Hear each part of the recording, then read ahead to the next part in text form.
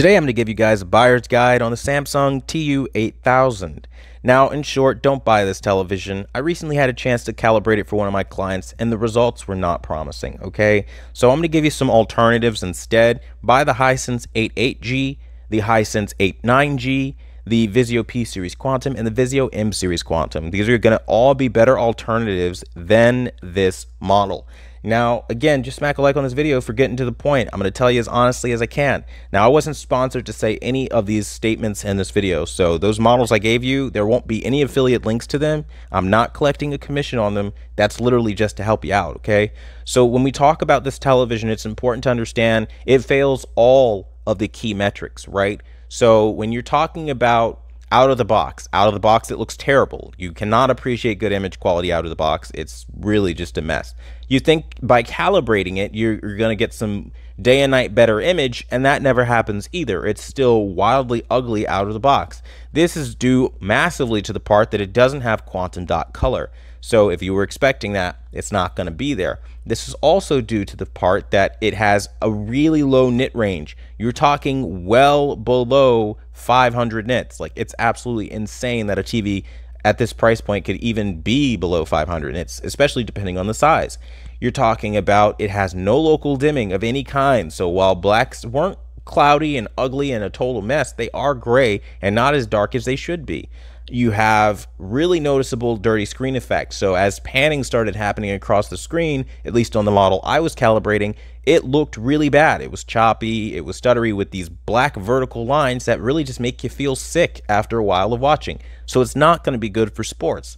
You're talking about movie usage. Movies were juddery. Movies were choppy. I did not see anything redeeming about it. As I moved over into game mode to calibrate that, I noticed the game mode was responsive and things kind of flew around relatively nicely, but it still was the same ugly image quality that I saw in all the other modes. Now, some of the redeeming things is that it has the same exact remote and layout of the user interface for the most part of the higher end QLED models. That doesn't really impress me though, because the overall picture quality is terrible. When you talk about the reflection aspect, is it good for a room with a bunch of windows or maybe bright lights in the back? No. This thing is a glare monster. It's got a matte finish to the screen that looks so poor that honestly, it just looks ashy and cheap. I can't sit here and say a single thing that would let you remotely think that this is a redeeming product. This product is terrible. And honestly speaking, yes, I was able to get relatively low average delta errors of about 38, but honestly speaking, that does nothing when the overall picture quality is so terrible. And I think that has a lot to do with Samsung's recent approach to kind of walk some things back to make you upgrade to the newer model. It does have legacy hookups, so if you're somebody that likes to watch older devices like an older VCR, or maybe you haven't made the upgrade from a VCR, this might be a decent option for that, I guess. But the Hisense 88G Quantum and H9G Quantum both have those same legacy hookups, so that's not even justified. I mean, honestly, at every turn where I try to say something nice or think of this product as useful or helpful in any way to the market, it just puts us backwards to like 5 years ago, 8 years ago, when TVs were of a lower standard and quality than they are of today.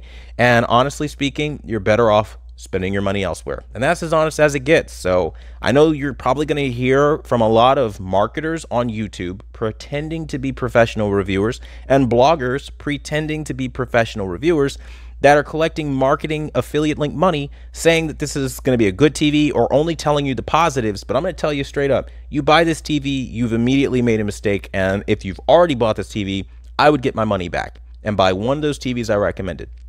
Now, that being said, again, this video isn't sponsored in any way, shape, and or form, and I hope it helps you guys out. I want to thank you guys so much for watching the #1 brand in honesty, and until the next video, I'll see you guys later.